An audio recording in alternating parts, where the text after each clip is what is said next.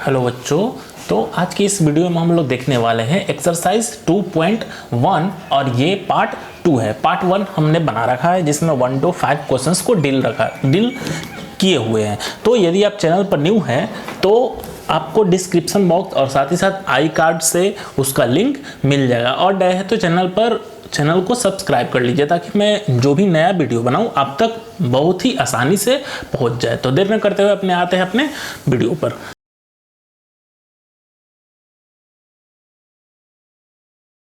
तो question number 6 है, Sahil wants to put a picture in a frame. हाँ, साहिल कोई बच्चा है और वो क्या करना चाहता है कि पिक्चर जो है उसके पास उसको फ्रेम में लगाना, यानी उसका फ्रेमिंग करना चाहता है। कोई फोटो है उसके पास और उसको फ्रेम में डालना चाहता है।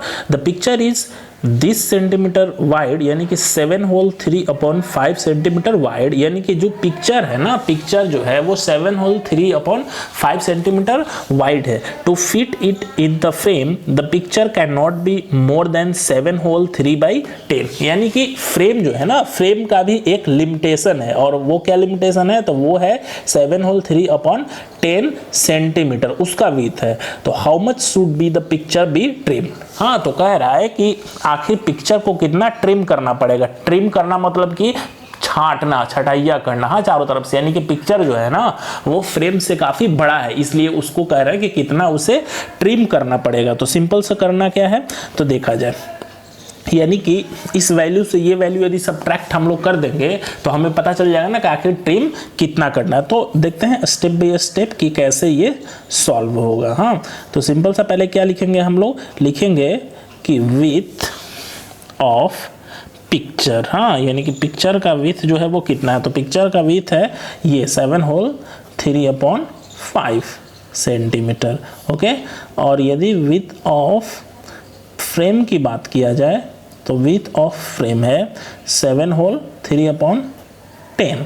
ओके, तो ये हमने वैल्यू जैसे ही लिख लिया, तो अब क्या लिखेंगे कि to fit in the frame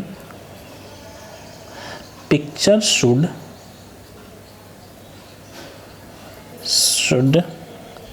B trimmed in with by, कहने का मतलब कि फ्रेम में पिक्चर को फिट करने के लिए चारों तरफ से क्या हमें ट्रिम करना पड़ेगा, वो चीज़। तो सिंपल सा जो वैल्यू है पिक्चर का, इट मीन्स कि 7 होल 3/5 माइनस कर देंगे 7 होल 3/10। हाँ, तो इसको तो आप लोगों को पता है कि ये मिक्स फ्रैक्शन है, इसको कन्वर्ट करेंगे इम्प्रॉपर में और देन सब्ट्रैक्ट कर लेंगे। हाँ, वो तो मेथड पता ही है।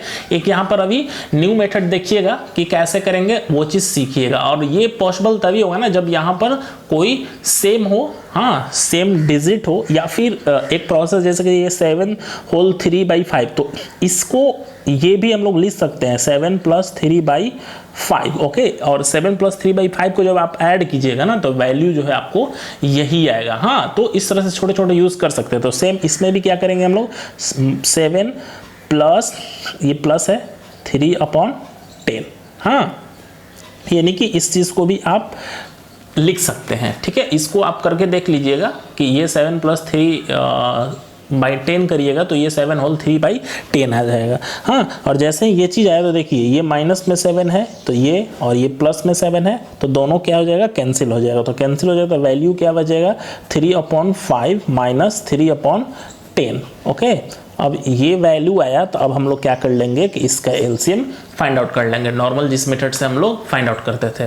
तो ये 10, 5 और 10 का एलसीएम 10, 5 से डिवाइड देंगे 10 में तो 2, 2 3 जा 6, माइनस 10 से 1 टाइम्स, इट मीन्स कि 3, 6 सब्ट्रैक्ट 3 तो 3/10 सेंटीमीटर, यानी कि इतना हमें क्या करना पड़ेगा, तो ट्रिम करना पड़ेगा, और यही हमारा आंसर हो गया। हाँ, तो आई थिंक इसका कंसेप्ट जो है आपको अच्छे से समझ में आया होगा। हाँ, नेक्स्ट चलते हैं हम लोग अपने क्वेश्चन नंबर 6 की तरफ, सॉरी 7 की तरफ। क्वेश्चन नंबर 7 है, रितु एट मीन्स होता है खाना, खाया। हाँ, यानी कि ईट इटेन, तो ईट का ये V2 फॉर्म है। तो 8 3/5 पार्ट ऑफ एन एप्पल, यानी कि एप्पल का वो 3/5 पार्ट वो खाती है, and remaining Apple was eaten by her brother Somu, और जो बचा हुआ भाग है उसका भाई सोमू खा जाता है। तो how much part of the apple did Somu ate, यानी कि वो एप्पल का बचा हुआ कौन सा भाग खाता है, and who had the larger share by how much, और सबसे ज़्यादा कौन खाता है और कितना शेयर खाता है। हाँ,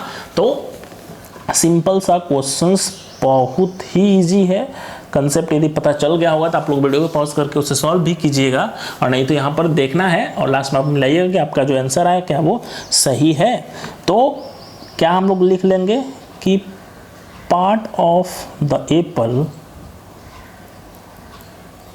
ईटेन बाई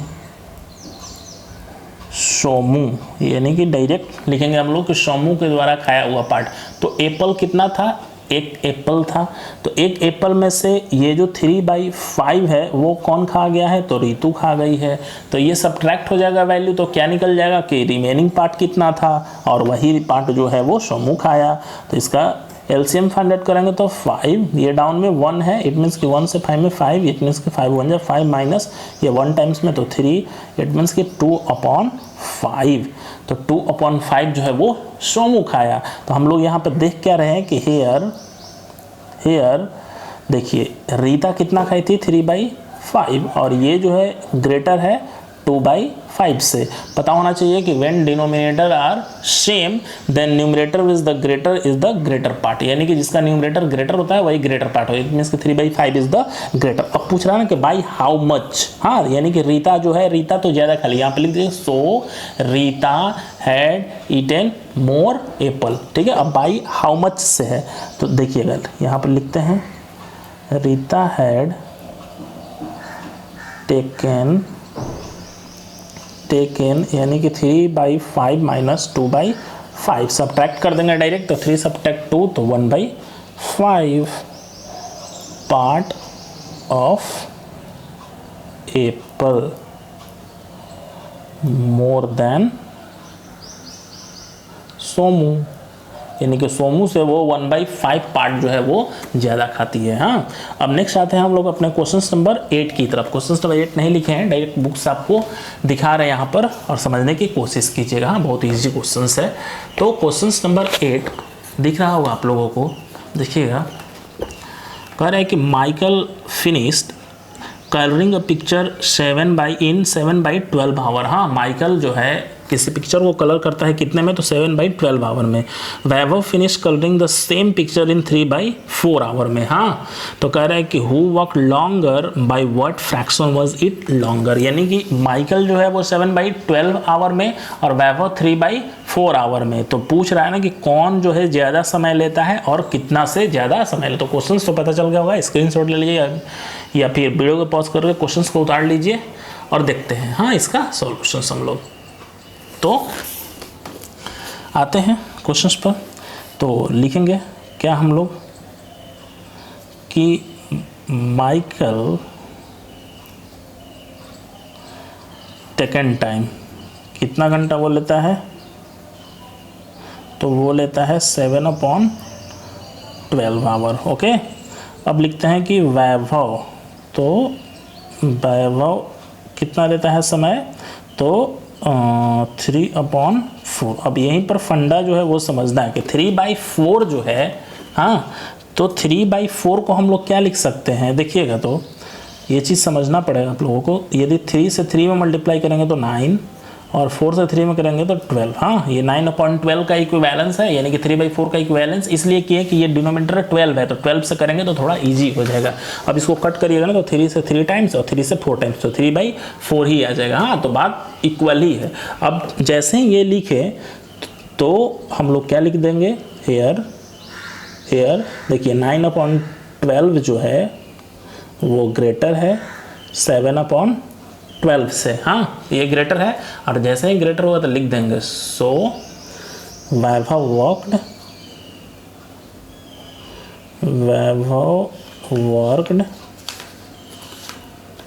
क्या लिखेंगे, वैभव वर्कड।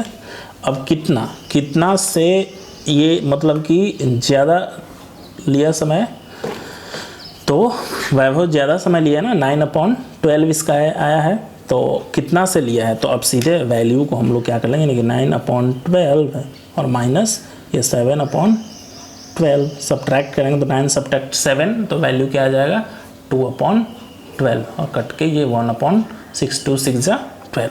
हाँ were and this is the answer. तो आई थिंक ये बचे हुए क्वेश्चंस का जो सॉल्यूशंस था वो आप लोगों को अच्छे में से समझ में आया होगा। हाँ, तो कैसा लगा वीडियो बताइएगा हमें, अच्छा लगे तो लाइक कीजिएगा, ग्रुप में शेयर कीजिएगा। इसी तरह मिलेंगे हम लोग नेक्स्ट वीडियो में, तब तक के लिए बाय बाय, गुड लक।